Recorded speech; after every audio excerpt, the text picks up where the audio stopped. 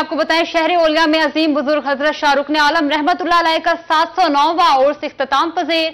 तीसरे रोज की निशिस्त में सजादा नशीन शाह महमूद कुरैशी ने इख्तितामी दुआ भी करवाई। हजारों जायरीन ने उर्स की तकरीबात में शिरकत की। इख्तितामी दुआ के बाद जायरीन की वापसी का सिलसिला शुरू हो गया। मजीद जानते अपने नुमाइंदे राना बिलाल से। जी आगाह कीजिएगा। जी बिल्कुल, बरसगीर पाको हिंद के अजीम रूहानी पेशवा हजरत शाहरुख आलम के आज 709वें सालाना उर्स मुबारक की 3 रोज़ा तकरीबात का आज तीसरा और आखिरी रोज़ था, जो कि आज इस दरबार के सजादा नशीन जो कि सबका वज़ीर ख़ारजा शाह महमूद कुरैशी, उन्होंने आज इख्तितामी दुआ भी करवा दी है। जो ज़ायरीन का पूरे मुल्क से आमद का सिलसिला जारी था, वो आज जो लोग आए हुए थे वो वापस अपने घरों को जा रहे हैं। कुछ ज़ायरीन हमारे साथ मौजूद हैं, इनसे जानते हैं। जी क्या कहेंगे, आप दरबार पर आए हुए थे, इख्तितामी दुआ में हिस्सा भी लिया है, इस हवाले से क्या कहना चाहेंगे? मन्नतें मुरादें लेकर आए हुए थे, क्या कहना चाहेंगे? जी हम यहाँ पे आते हैं, हर साल में आते हैं। हम बावल नगर से आए हैं और हम यहाँ पे आते हैं, हमें दिल को सुकून मिलता है। यहाँ पे मन्नतें मुरादें मांग, और आप भी हम आए हैं और इधर बहुत देर बैठे रहे हैं और बहुत दिल को सुकून मिला है, बहुत गहराई मिली है दिल को।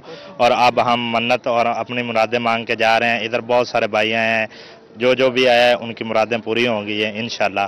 जी बिल्कुल, यही सोच कर आए थे और खाली झोली लेकर आए थे, मन्नतें मुरादें मांगी हैं, इख्तितामी दुआ में भी हिस्सा लिया है। आप क्या कहेंगे, आप भी दरबार पर आए हुए थे, क्या कहना चाहेंगे? जी मैं ये कहना चाहता हूँ कि मैं पिछली दफ़ा आया था, जो मैंने मन्नतें मुरादें मांगी हैं वो मेरी पूरी हुई हैं। अब मैं इसलिए आया हूँ कि अल्लाह मेरे घर औलाद दे और मैं यहाँ बाबा के आके हाजिरी दूंगा इंशाल्लाह। जी बिल्कुल, इनका यही कहना है कि पिछली बार जो मैंने मन्नत मांगी थी वो हमारी पूरी हुई है, और इनका यही कहना है कि हर साल हम दरबार पर आते हैं, इख्तितामी दुआ में भी शिरकत करते हैं और हमें यहाँ पर आकर रूहानी और दिली सुकून भी मिलता है।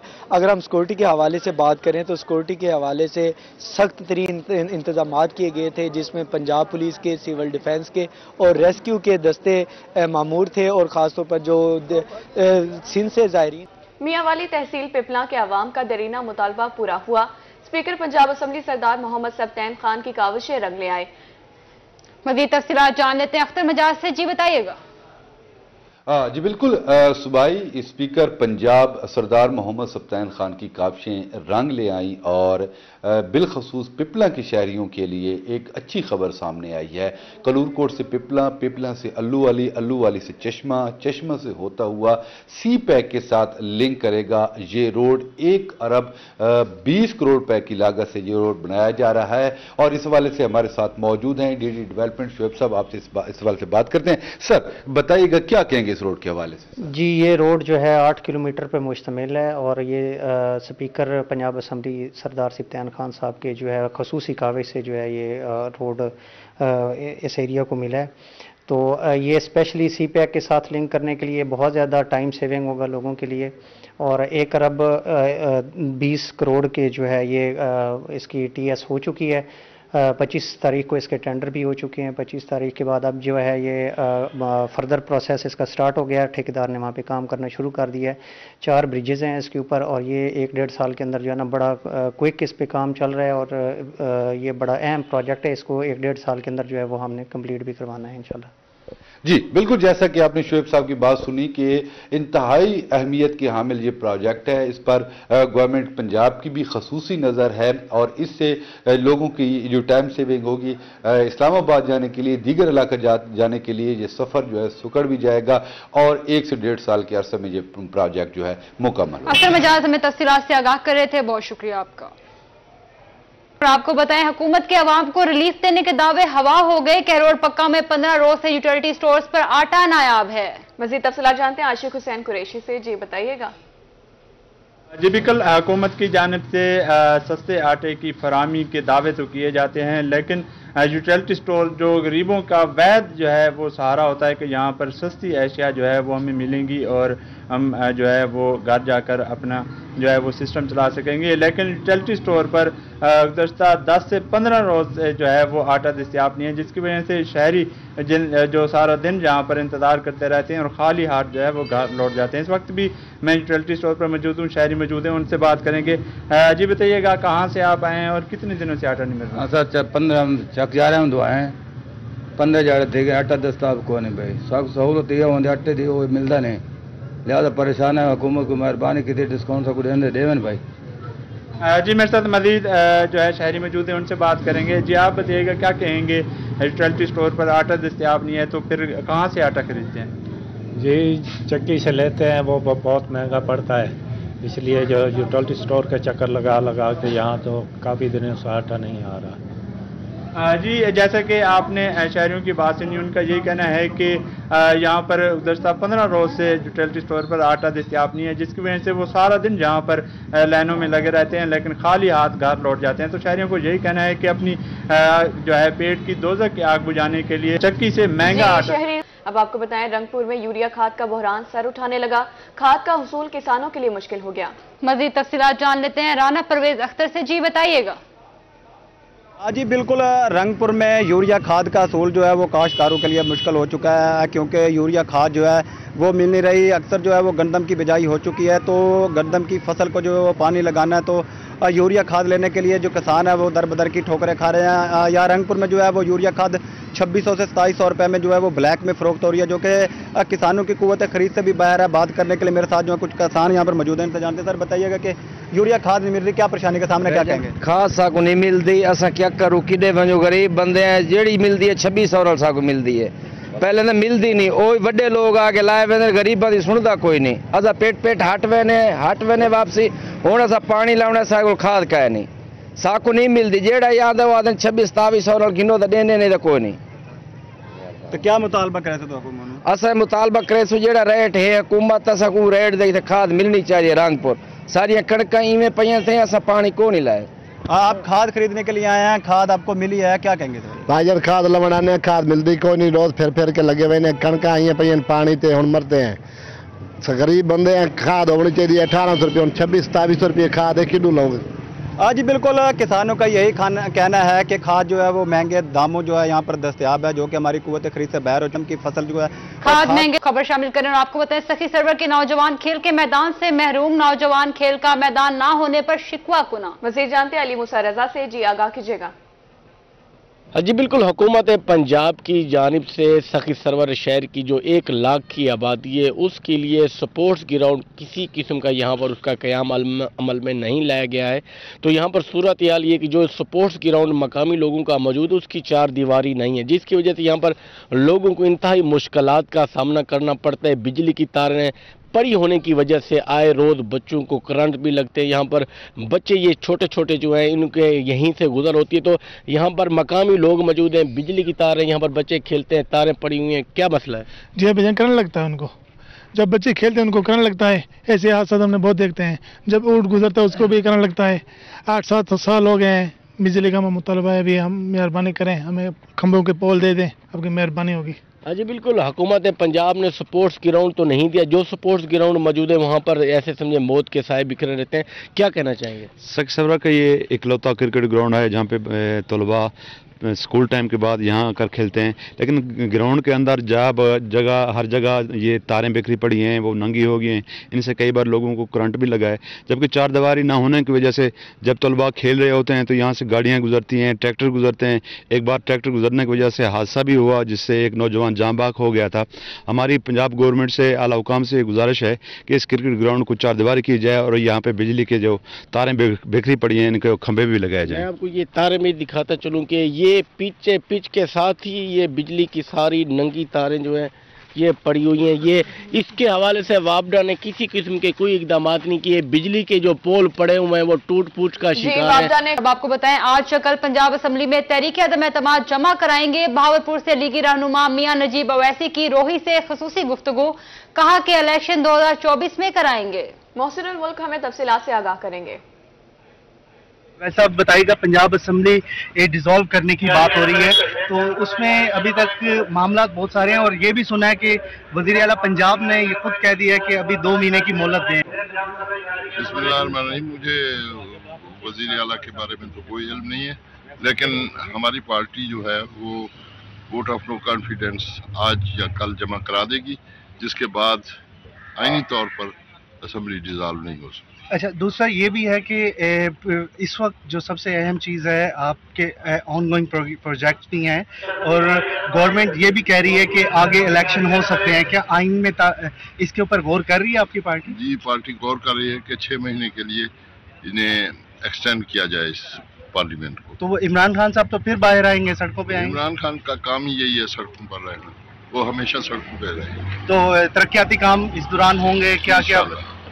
बहुत से प्रोजेक्ट हैं जो अभी मेरे पास इतनी लिस्ट तो नहीं है, लेकिन काफ़ी अच्छे प्रोग्राम हैं जो कि आवाम की रिलीफ के लिए बहुत बेहतर। आप भी बहावलपुर से हैं, हमारे जो गवर्नर हैं वो भी बहावलपुर से हैं, तो गवर्नर राज का भी ऑप्शन है? नहीं, ऐसा नहीं, मेरे ख्याल में नहीं होना चाहिए। मेरी ज़ाती राय ये है कि ये नहीं होना चाहिए। तो बहावलपुर में भी कोई ऑनगोइंग प्रोजेक्ट्स हैं जिनके ऊपर काम अभी उसमें जो है ना प्रोसेस में है, अभी कोई काम बहावलपुर में ऐसा बड़ा प्रोजेक्ट शुरू नहीं हुआ। Thank you. मियां नजीब अवैस साहब कह रहे हैं कि पंजाब असम्बली की जो सियासी रवादारी की उम्दा मिसाल नून लीग के साबिक चेयरमैन की खिदमात का एतराफ। जहानिया में नए कारपेट रोड में का नाम नून लीगी रहनुमा राव सदाकत अली खान रोड रख दिया गया है। मजीद तफसीलात जान लेते हैं नुमाइंदा रोही अमजद हुसैन बुटर से। जी बताइएगा। जहानिया शहरियों का दरीना मसला सिटी गेट से 12 वाले फाटक तक रोड को मुकम्मल कर दिया गया है। ये 4 किलोमीटर का जो रोड है उसको मेटल बना दिया गया है और इस रोड को मुस्लिम लीग नून के रहनुमा राव सदाकत अली मरहूम के नाम से मंसूब कर दिया गया है। मेरे साथ इस वक्त उनके जो साहिबजादे राव सादत अली खान, ये भी मुस्लिम लीग नून के रहनुमा हैं, मेरे साथ मौजूद हैं। मजीद इनसे बात करते हैं। सर बताइएगा कि रोड को राव सदाकत अली के नाम से मंसूब कर दिया गया है, क्या कहेंगे? बिस्मिल्लाहिर्रहमानिर्रहीम, अस्सलातु वस्सलामु अला खातिमुन नबीय्यीन। भुट्टर साहब बहुत शुक्रिया, आप तशरीफ़ लाए। इस सड़क का नाम राव सदाकत अली ख़ान के नाम से मंसूब किया गया है। उसकी थोड़ी सी हिस्ट्री बताता हूँ कि ये सड़क 1997 में 9 वाले फाटक से लेकर जामिया रहमानिया तक इसको राव सदाकत अली ख़ान ने तामीर करवाया और अल्हम्दुलिल्लाह ये बड़ी अच्छी चलती रही।